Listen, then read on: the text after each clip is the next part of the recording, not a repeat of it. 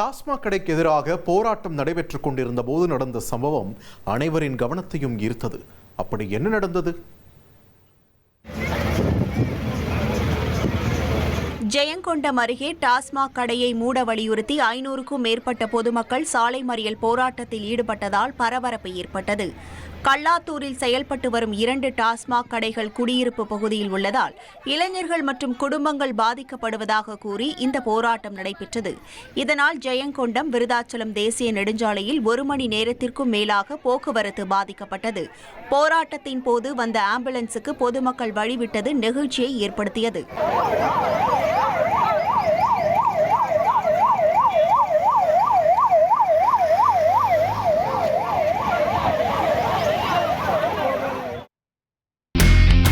இனி செல்லும் இடமெல்லாம் செய்தி.